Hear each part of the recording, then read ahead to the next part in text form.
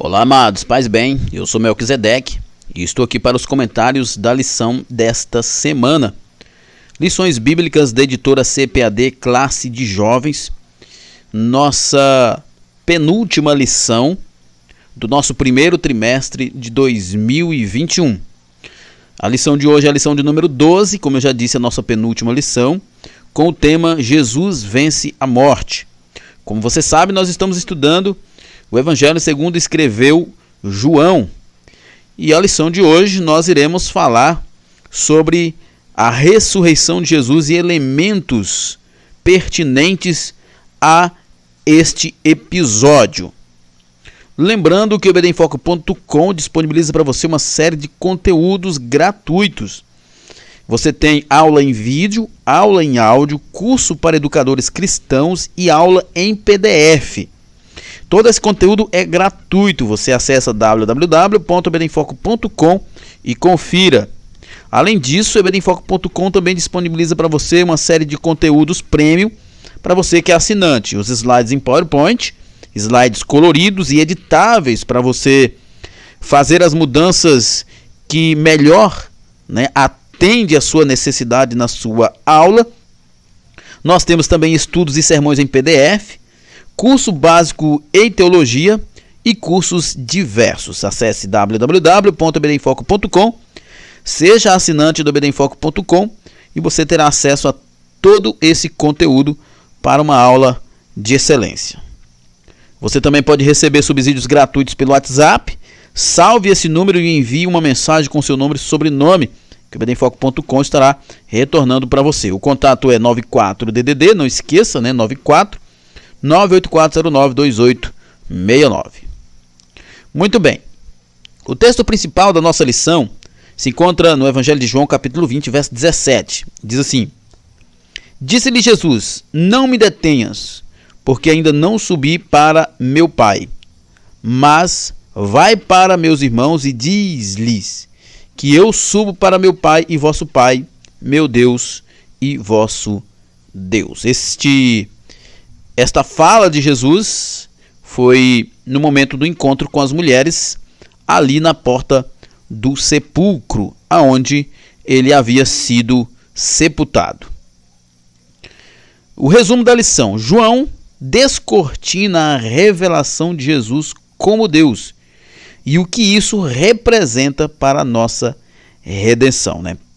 João, é interessante explicar isso. Nós temos 4 evangelhos, 3 são sinóticos, ou seja, 3 têm basicamente a mesma visão.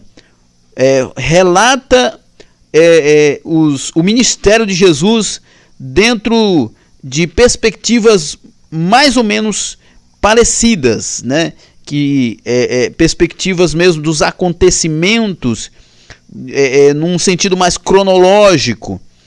Já o Evangelho de João tem um outro objetivo. João tem uma perspectiva mais divina. João não tem assim uma perspectiva de anunciar ou de revelar historicamente apenas Jesus, mas tudo aquilo que João revela, ou tudo aquilo que João escreve, é com o propósito de revelar Jesus como Deus, como Filho de Deus. Por exemplo, Mateus, ele escreve para judeus, com o objetivo de mostrar para os judeus que Jesus era o Messias prometido. Lucas escreve para gentios, provavelmente romanos, para mostrar a humildade de Jesus. Lucas escreve também para gentios, como um tratado encomendado. E João escreve para todos, óbvio, para todos, construindo uma narrativa onde ele apresenta elementos de forma muito bem organizada, que Jesus é o Filho de Deus, que tudo o que ele fez foi para mostrar-se como Filho de Deus, que a sua crucificação não foi aleatória, que a sua ressurreição também não, e que tudo isso faz parte de um plano divino para a nossa redenção. Então, João descortina a revelação de Jesus como Deus e o que isso representa para a nossa redenção. O objetivo principal de João é apresentar Jesus como Deus, o Filho de Deus, encarnado, que veio para morrer por nós, ressuscitar, ascender ao céu e voltar para buscar a sua igreja. O texto bíblico da nossa lição se encontra no Evangelho de João, capítulo 20. Mas para você ter uma compreensão mais aprofundada, você vai estudar também os capítulos 16, 17, 18, 19 e 20 de João, além de todos os relatos dos evangelhos sobre a prisão e crucificação de Jesus. Eu não vou me deter no texto, tanto que no slide lá você vai ver o texto aqui. Eu retiro o texto, deixo só as referências por uma questão de tempo. Então você vai na sua Bíblia, faça a leitura, estude a lição com a sua Bíblia e faça pesquisas mais aprofundadas sobre o texto para que você compreenda melhor o assunto. Nossa introdução. O sepulcro de Jesus. Nós temos aqui uma imagem, no nosso slide que foi retirado da Bíblia de Estudo Cronológica e Aplicação Pessoal. Nós temos aqui uma imagem sobre o que seria o sepulcro na época de Jesus, Esse tipo de sepulcro corresponde a descrições dos evangelhos. Nós temos aqui a entrada, a pedra. Nós temos o local onde foi colocado, onde era colocado a pessoa, o morto. E nós temos aqui espaços escavados nas rochas e nichos para sepultamentos, ou câmaras, ou covas, ou caixas, onde se colocava os sepultados. Vamos lá. Só para a gente entender. Os sepulcros naquela época eram escavados em rochas. O que não é muito difícil, porque a região de Israel é uma região extremamente rochosa. Nem todas essas rochas são tão consistentes como as rochas que a gente conhece aqui. Elas são, sim, rochas difíceis de ser perfuradas, mas é muito comum. Era muito comum e ainda é muito comum essas escavações nessas rochas. E naquela época, os sepulcros eram escavados em rochas, Como você vê na imagem aqui, os sepulcros poderiam ser de apenas um local de colocar o morto, ou à medida que o tempo ia passando e havendo necessidades, ele ia se transformando meio que em um mausoléu, onde a família ia abrindo ou cavando, como tem aqui na nossa imagem, nichos para colocar outros membros da família. Então nós temos aqui a porta, Nós temos o local onde se colocava o morto e mais na frente nós vemos possíveis locais onde colocariam mais mortos, Então os sepulcros nessa época eram desse jeito. Jesus foi colocado em um sepulcro novo. Primeiro, é muito provável que Jesus foi colocado num sepulcro que não havia ainda esses nichos para sepultamento, porque o sepulcro era novo. E Jesus foi colocado em um sepulcro que ainda não havia sido usado. Não havia sido usado, não é que eles colocavam e tiravam as pessoas. É que, à medida que ia havendo necessidade, eles iam cavando mais, expandindo mais aquele local para colocar mais pessoas. Geralmente isso acontecia por parte das famílias que sepultavam seus entes queridos, geralmente nesse mesmo lugar, como diz aqui o texto, em nichos, ou em pequenas escavações, como se fossem armários nas paredes para colocarem os seus mortos. Na lição desse domingo, refletiremos a confirmação dada pelo Pai a respeito da plena e perfeita obra de Cristo, sua ressurreição dentre os mortos, razão maior de nossa esperança. Isso é importante, é muito importante que a gente pense sobre isso. de tudo que aconteceu e de tudo que o cristianismo é, a chave de ouro em toda essa história é a ressurreição. Porque se não houvesse a ressurreição, todo o resto se perderia. Aí você diz, mas Melk, até a crucificação, sim, muita gente foi crucificada numa cruz. Muita gente foi crucificada, muita gente sofreu barbáries até maiores do que a que Cristo sofreu. Mas o ponto não é só a cruz, o ponto é depois da cruz também. Nós vamos ver aqui na lição que toda a história de Jesus, ela começa na encarnação. Às vezes nós nos detemos nos milagres, né, no ministério. Nós nos detemos no ministério até porque antes disso nós não temos muitas evidências. Mas nós nos detemos muito no ministério de Jesus, na crucificação e na ressurreição. Mas tudo isso começou com a encarnação. Todo esse processo tem o seu valor, a encarnação de Cristo, o seu ministério instruindo os discípulos, os milagres realizados, a mensagem pregada, a vida que ele levou, vida piedosa, vida de amor, vida de justiça, vida de misericórdia.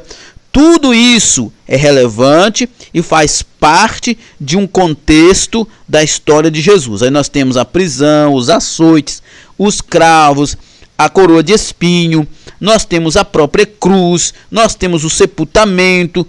Tudo isso é relevante, tudo isso tem importância, tudo isso fazia parte do plano de Deus. Mas a chave de ouro é a ressurreição. Se não houvesse ressurreição, todo o cristianismo se desmoronaria. Então nós precisamos entender o seguinte, que a ressurreição de Cristo é a chave de ouro do cristianismo.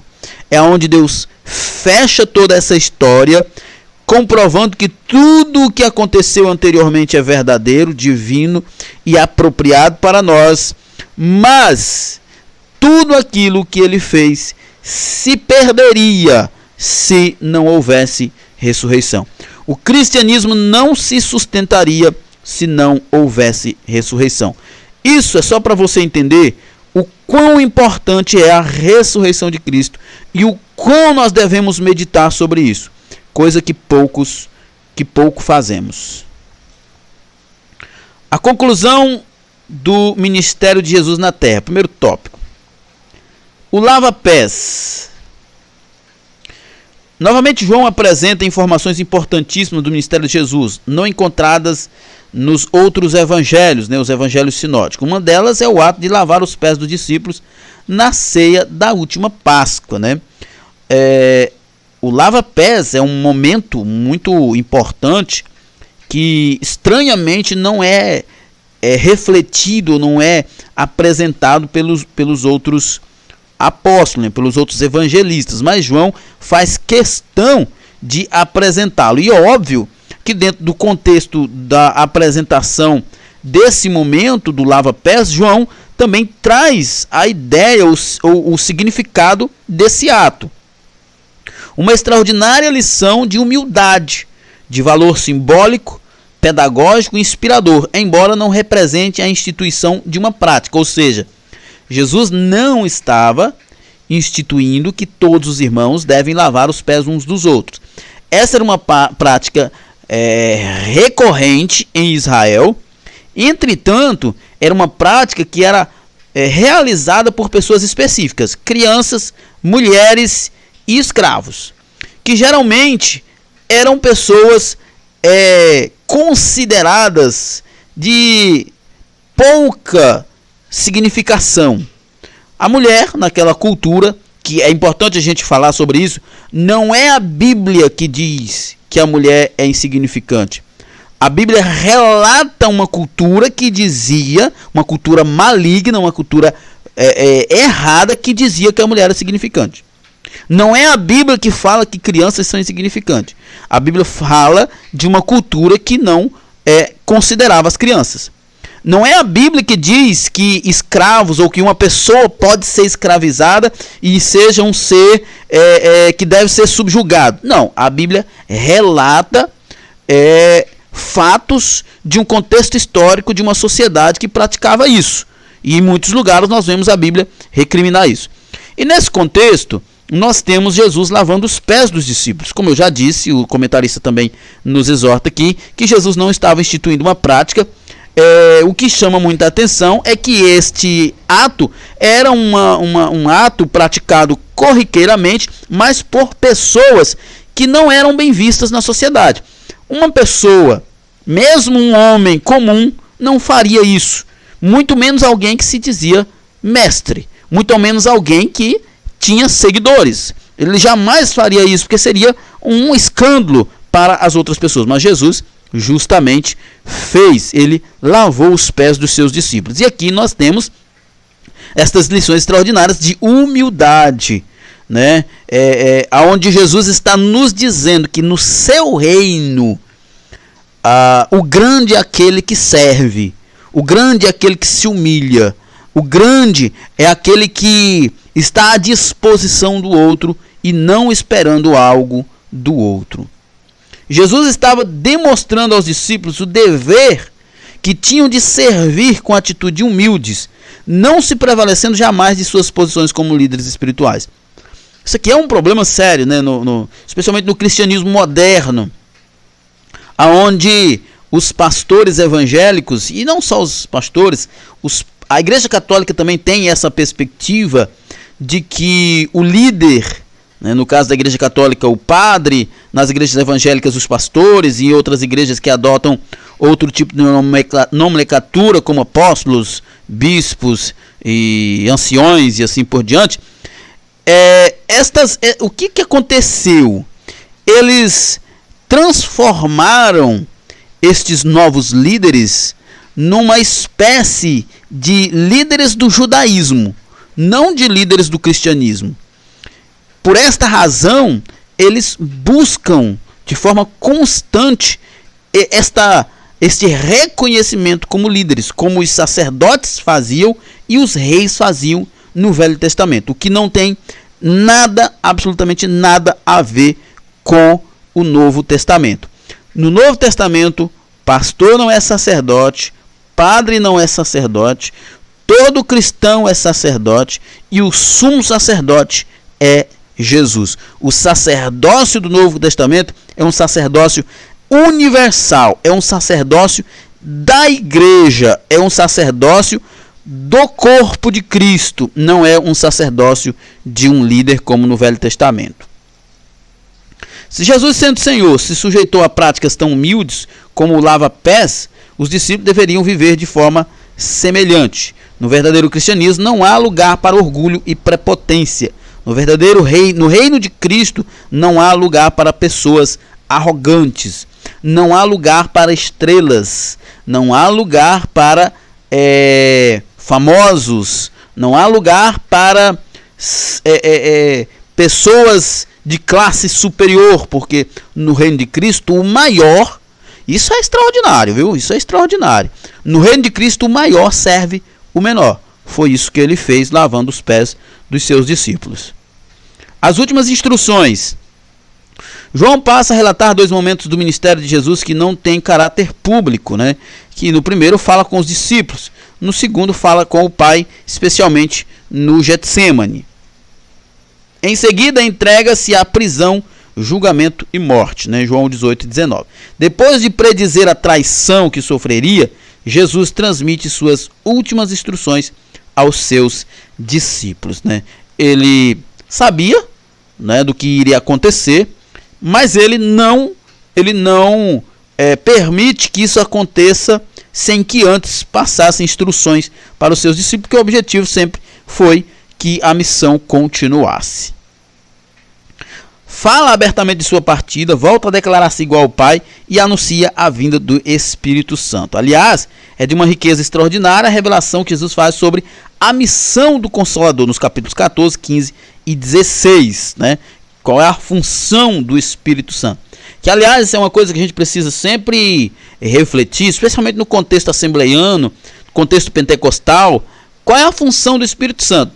Só para você ter uma ideia, o Espírito não é santo à toa.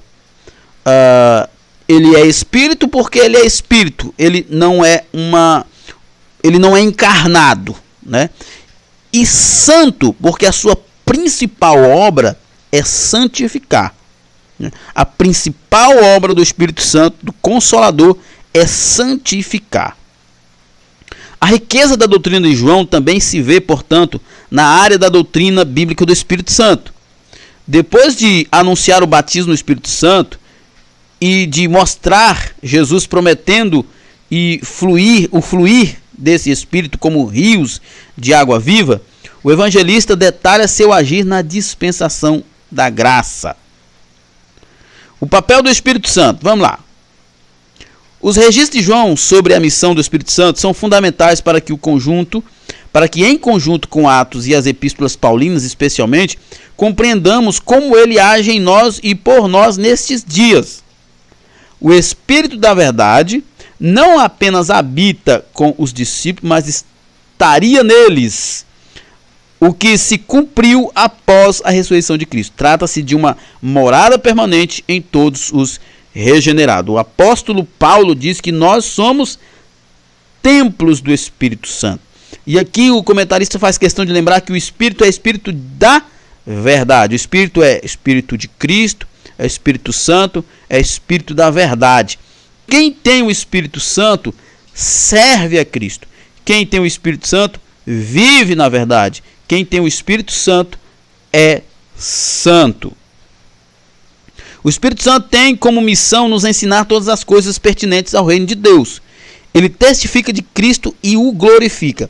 Aliás, alguns teólogos eles vão dizer de forma muito enfática que eu disse agora há pouco que a principal função do Espírito Santo, pelo menos em certo sentido, é santificar. Alguns teólogos vão dizer assim que a principal função do Espírito Santo é glorificar Cristo em nós, que em certo sentido é justamente nos santificar. Para você entender melhor, a principal função do Espírito Santo é fazer a imagem de Cristo aparecer em nós. Ou seja, a função do Espírito Santo, a principal função do Espírito Santo é fazer com que nós sejamos parecidos com Cristo.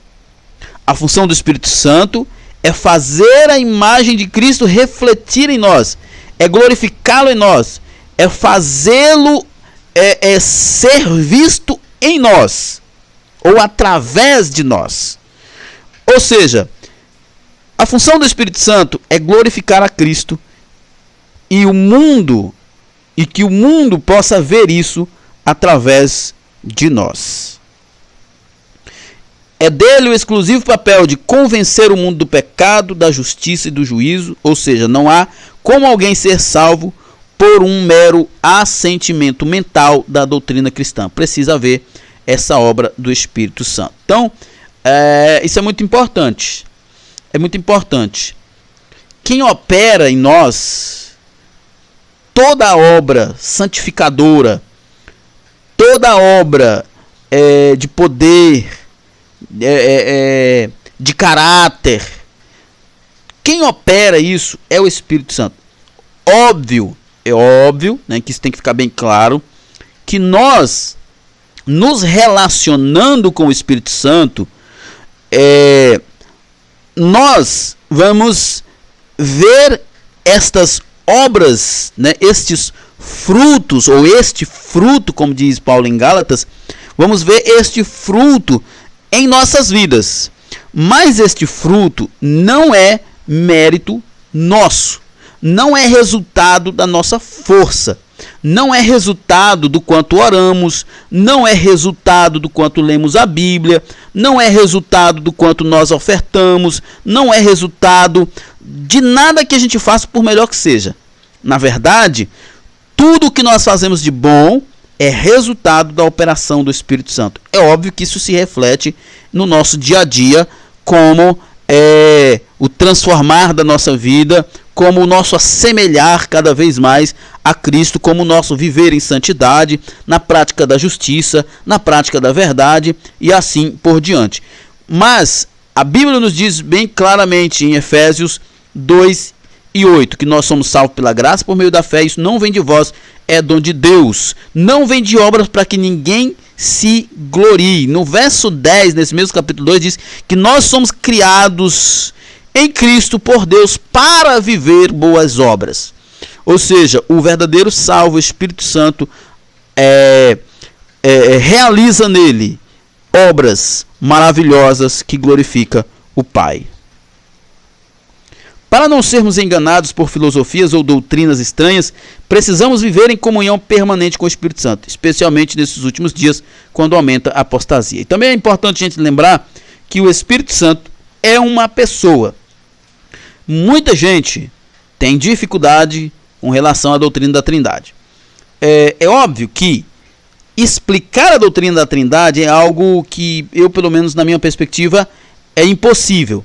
Entretanto, uma coisa ser impossível de ser explicada não significa que ela não seja verdadeira.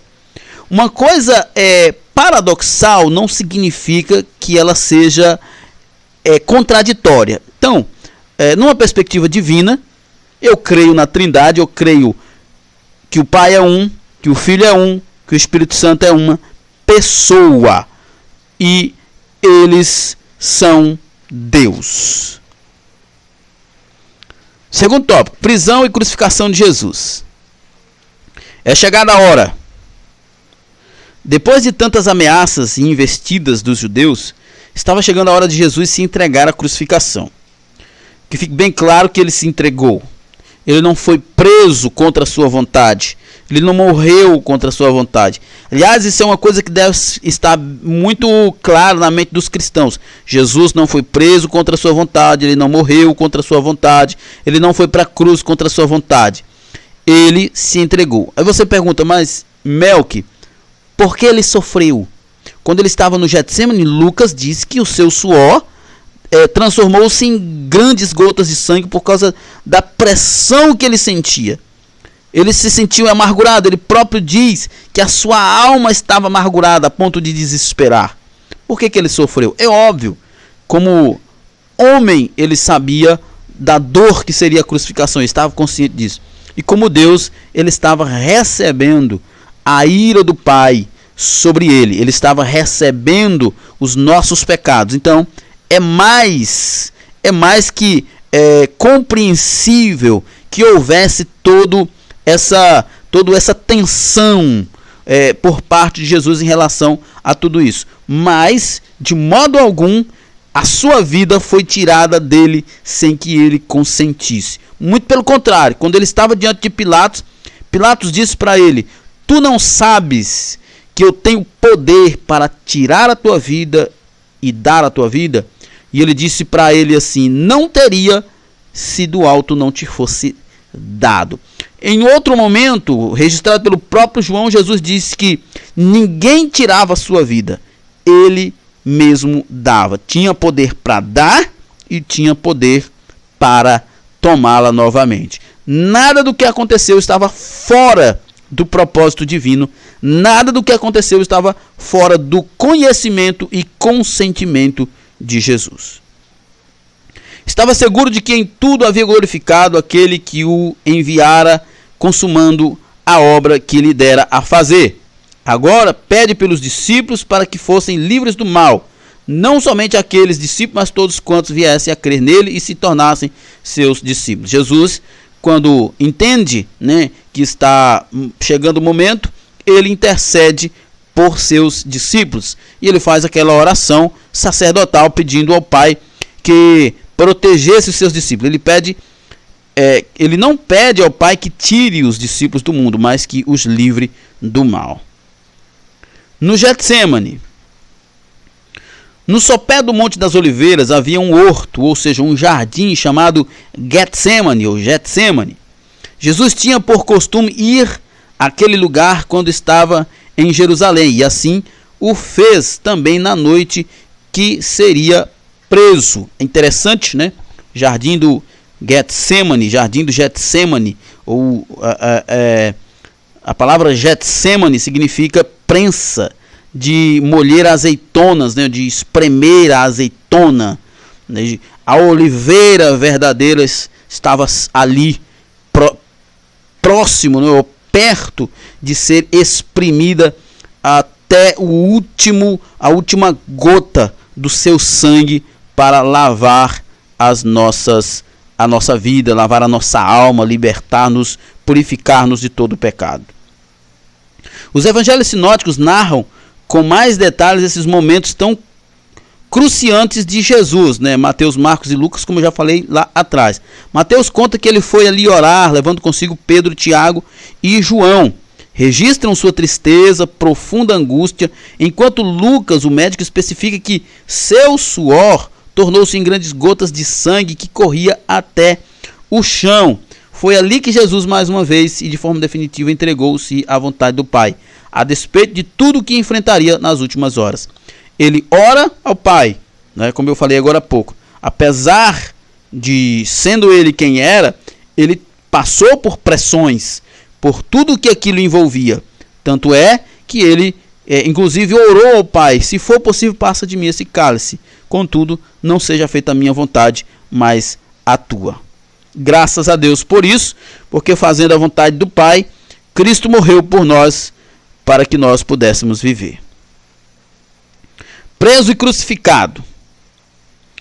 As últimas horas de Jesus foram de intensa agonia, um julgamento cercado de ultrajes e escárnios, um processo de completo abandono por parte dos discípulos, como havia predito. Mateus 26, 56, né? Ele mesmo falou que os discípulos o deixariam. Ele falou, Pedro logo, né, no seu ímpeto, disse que ele jamais abandonaria Jesus. E Jesus disse para ele que, na verdade, ele não só o abandonaria, como o negaria. E assim aconteceu. Segundo o que nós temos o relato, especialmente de João, é que o único discípulo que esteve perto foi o próprio João. Pedro, o mais enfático, o negou 3 vezes. Enfim, os judeus religiosos tinham Jesus preso, como tanto esperavam. Em seguida, ele compareceu perante Anás e Caifás, o sumo sacerdote, para ser interrogado. Um sumo sacerdote político nessa época, né? O sacerdócio já não era mais da linhagem de Arão. Havia 2 sumos sacerdotes nessa época, né? Anás e Caifás. E um era sacerdote do templo e o outro era sacerdote por parte do rei por questões políticas. E havia 2 sumos sacerdotes, o que era absolutamente impensado dentro do sacerdócio arônico. Já tinha uma sentença de morte, queria apenas formalizar o intento. Diante de Pilatos, o único fundamento que apresentaram foi justamente o motivo de o terem rejeitado, de ele ser o Cristo. A grande acusação dos judeus foi de que ele se dizia filho de Deus.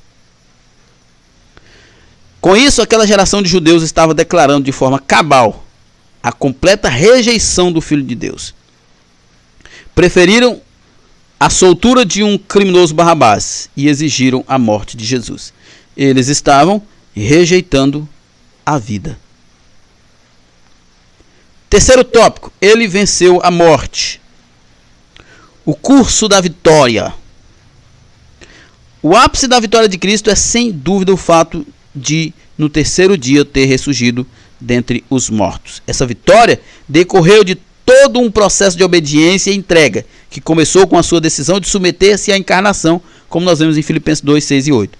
Iniciou-se aí o enfrentamento do império da morte, que a todos assombrava. Foi o que eu falei lá no início, até antecipando. A ressurreição é o ápice da vitória de Cristo. Óbvio, né? Essa vitória decorreu de todo o processo, desde a encarnação. Mas se não houvesse ressurreição, o cristianismo se desmoronaria. Porque todo o processo fala de vencer a morte.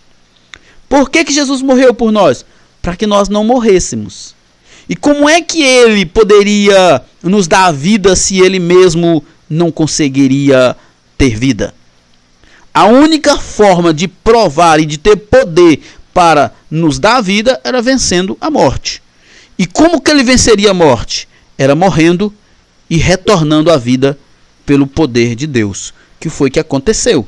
Então, Jesus, ele encarnou, ele cresceu, cumpriu a lei, desenvolveu seu ministério, ensinou seus discípulos, operou milagres, ressuscitou mortos, salvou vidas, foi para a cruz, mas o ápice do seu momento não era a cruz. O ápice do seu momento era o terceiro dia, quando ele ressuscita.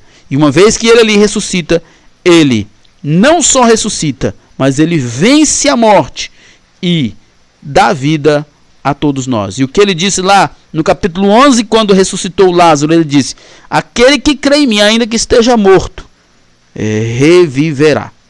Ainda que esteja morto, viverá. Como nós falamos na lição passada, apesar dos aspectos ali envolvendo a questão da morte no pecado, Jesus também estava dizendo que ele tem o poder sobre a morte. Ao aceitar fazer-se semelhante aos homens, Jesus estava desafiando os poderes daquele que tinha o domínio desse império, o diabo, por causa da condição pecaminosa de todos os homens. Ele reinava, Satanás reinava. Como assim, meu, que Satanás reinava? Satanás reinava e reina na vida daqueles que vivem no pecado. Mas Jesus reina na vida daqueles que o aceitaram. Ressuscitado pelo Pai. Como um sacrifício perfeito, a morte não poderia detê-lo.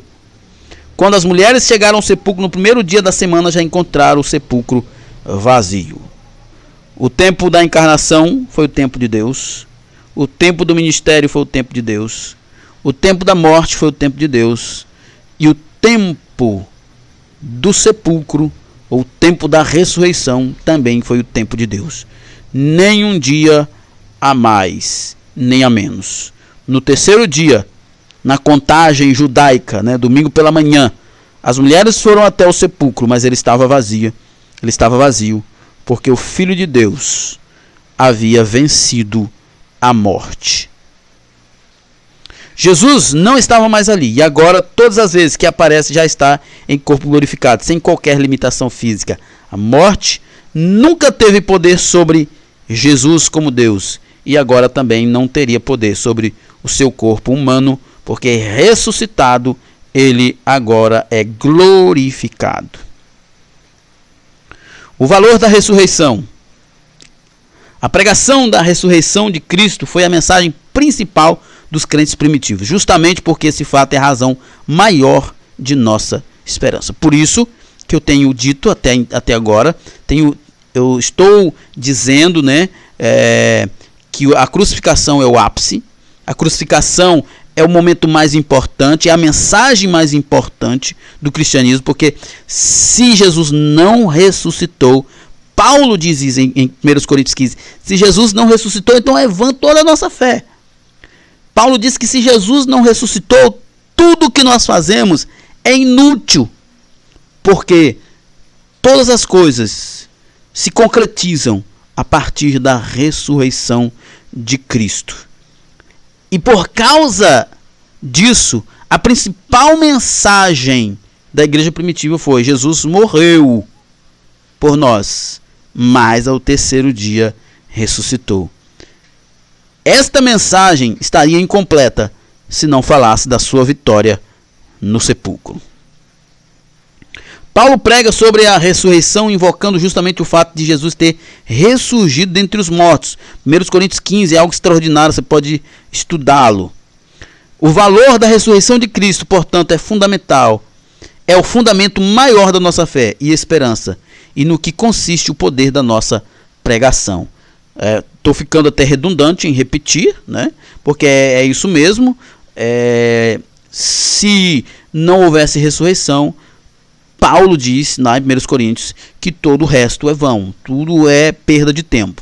Então, nós, quando pregamos a Jesus, nós como pregamos o Evangelho, pregamos um Jesus que morreu por nossos pecados, um Jesus que levou os nossos pecados, um Jesus que levou a ira de Deus que era sobre nós por causa dos pecados, mas é o Jesus que ao terceiro dia ressuscitou e está à direita do Pai.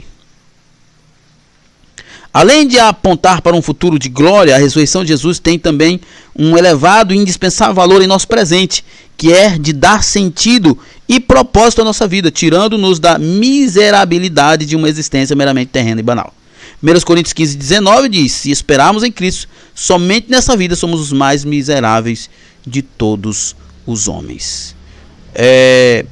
A ressurreição de Cristo é o nosso principal memorial de que nós também não morreremos, ou, se morrermos em carne, ressuscitaremos.